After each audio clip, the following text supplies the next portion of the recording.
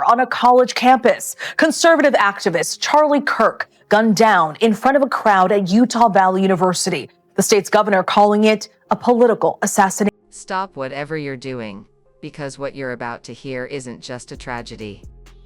It's a national nightmare unfolding in real time. A beloved public figure, gunned down live on stage. Cameras rolling. Thousands watching. And one sniper's bullet turning a spirited campus debate into a scene of unspeakable horror. This wasn't just a shooting. This was a message.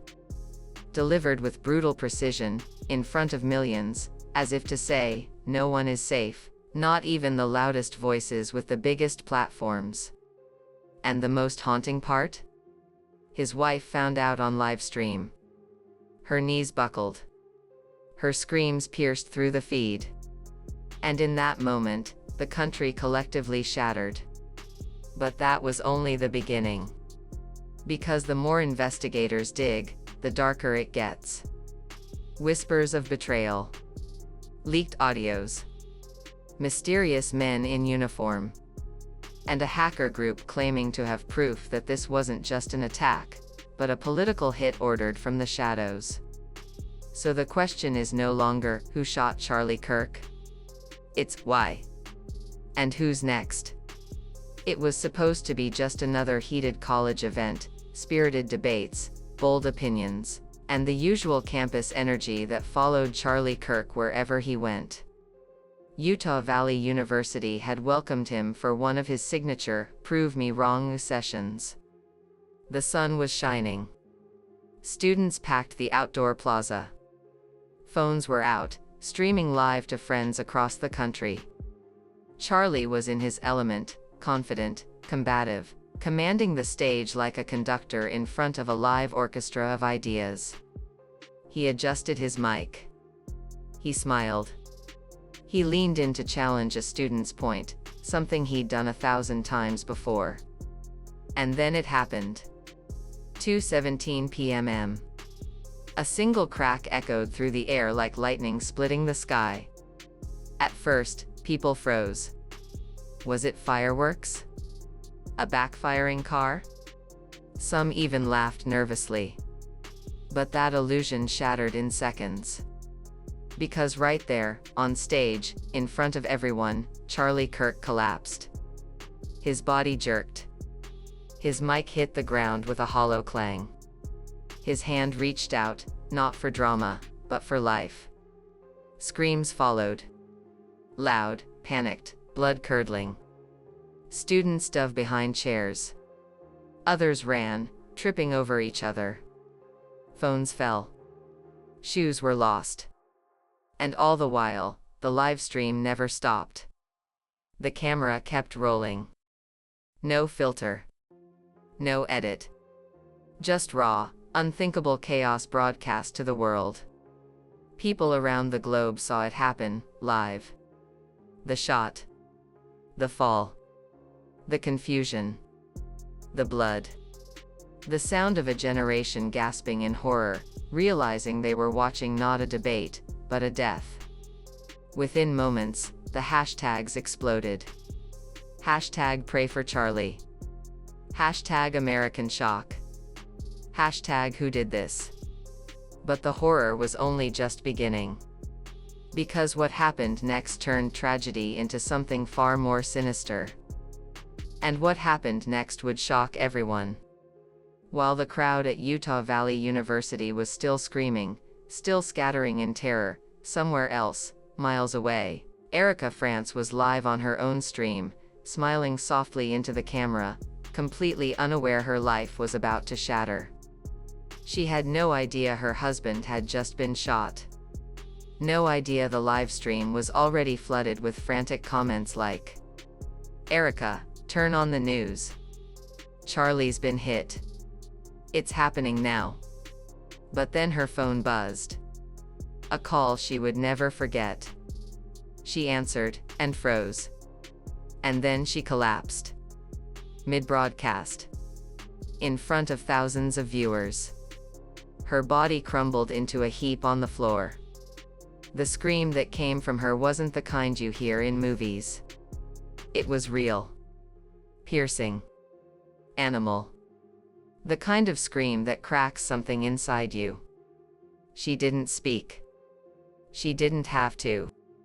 Her face, twisted in shock, disbelief, agony, said everything.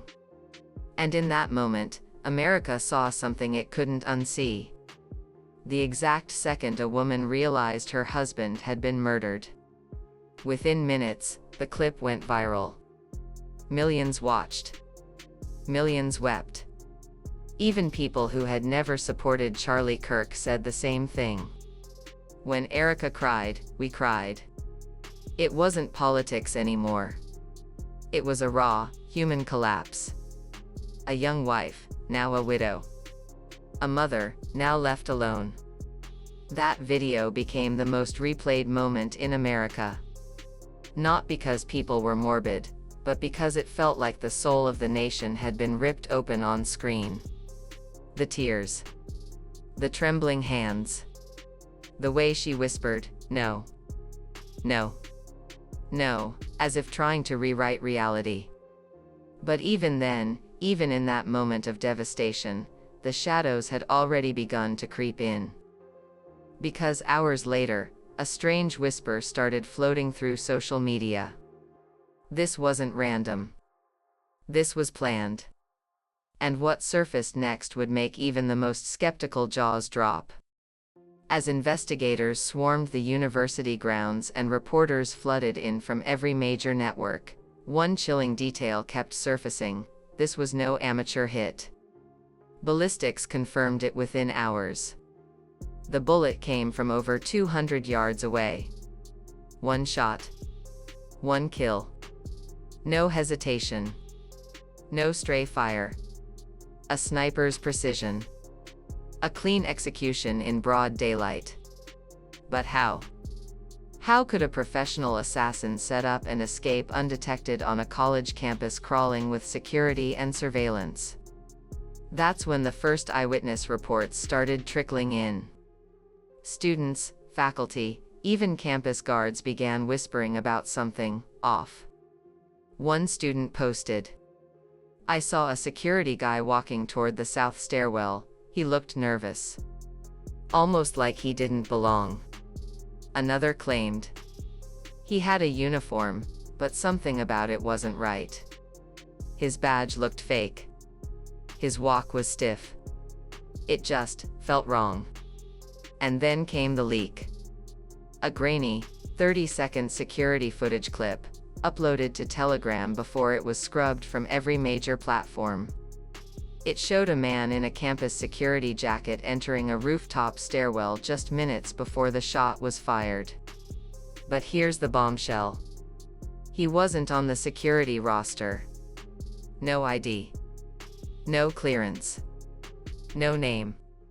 He didn't exist. Was this the shooter? A decoy?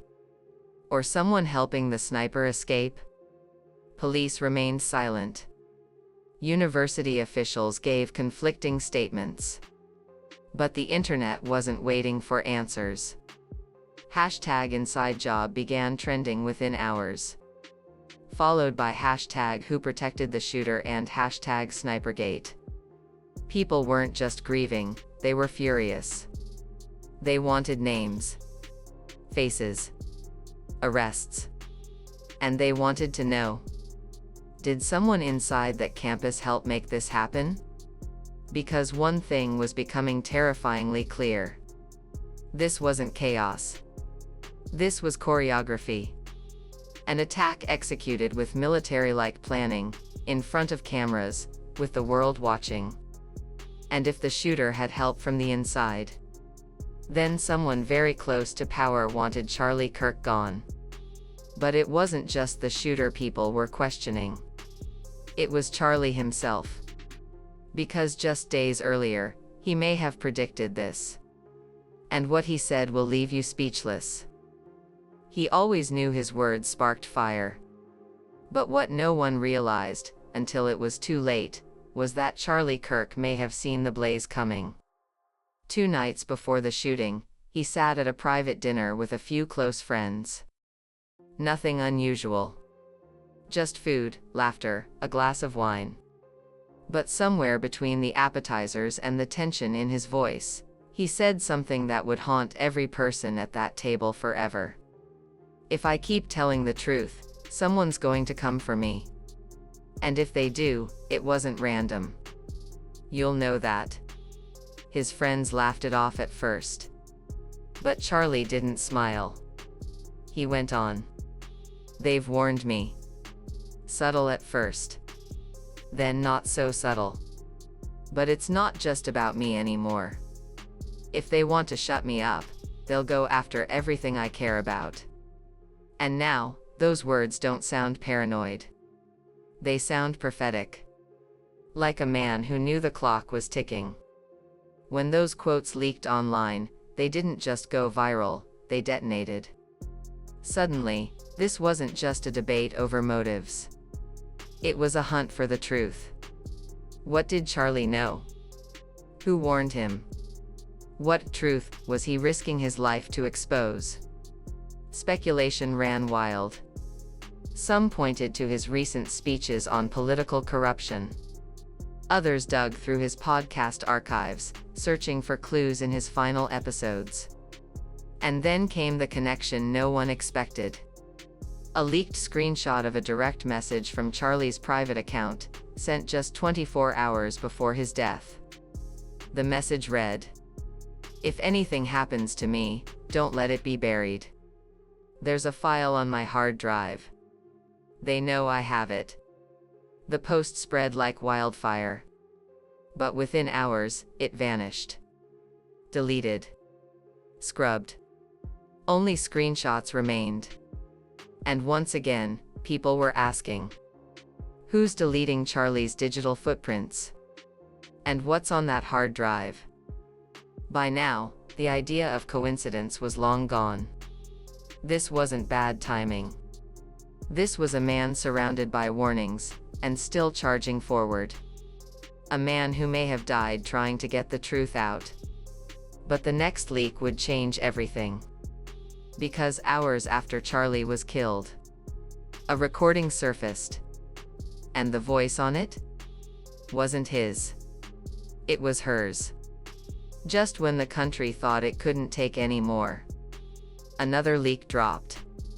And this time, it didn't come from a news outlet. It came from the shadows. A 3-minute audio recording appeared on social media. Anonymous account. No caption. Just a file labeled Erica, Raw. No filter.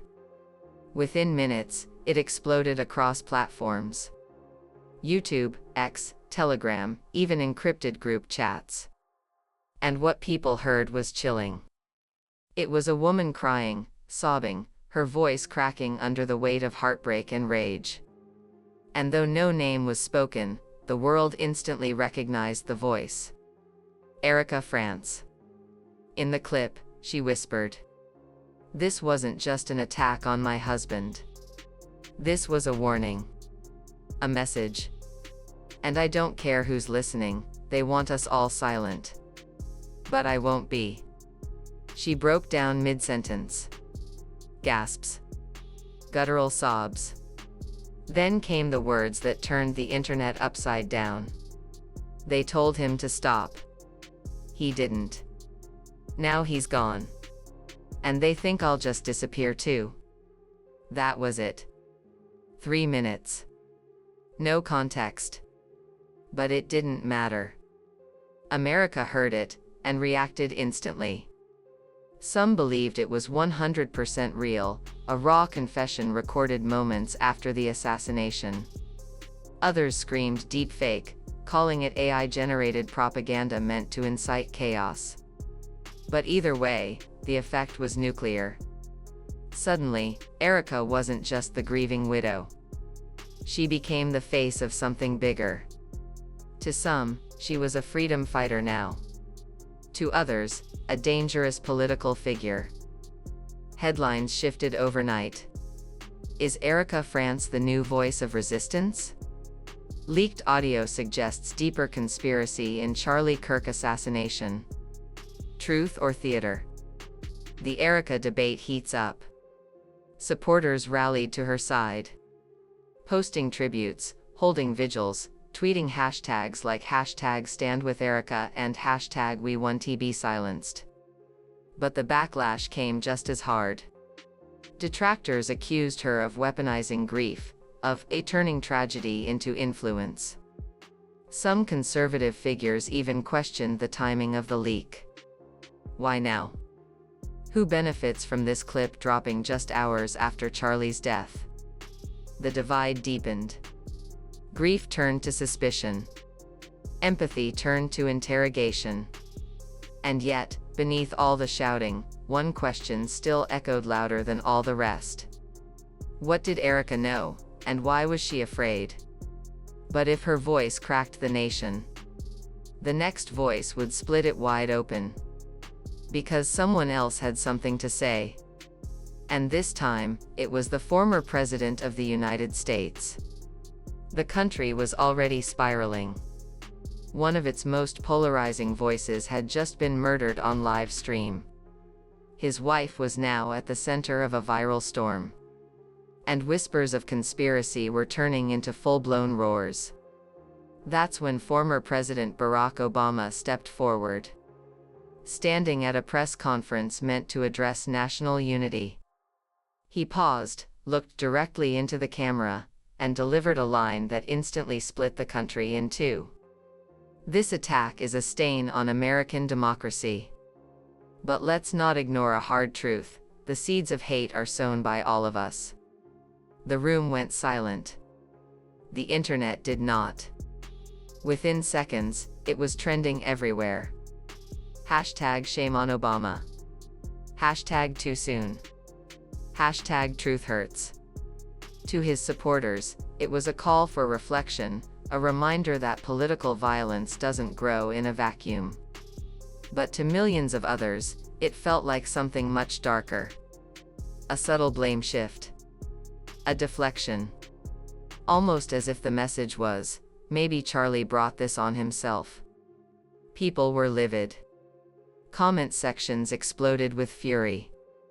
Memes surfaced comparing Obama's tone to gaslighting. One tweet read, "He could have condemned the shooter. Instead, he condemned us."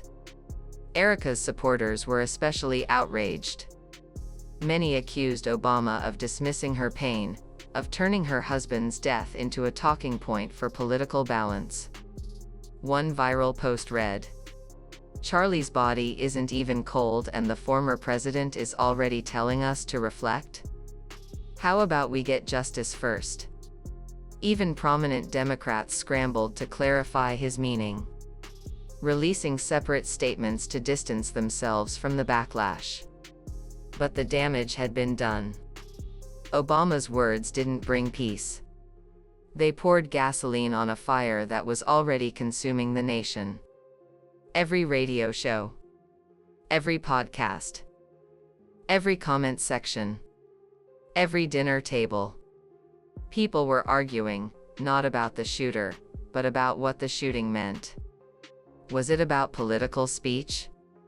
About free expression? Or something even deeper, even more terrifying? But while America fought over meaning, someone else was preparing to drop proof.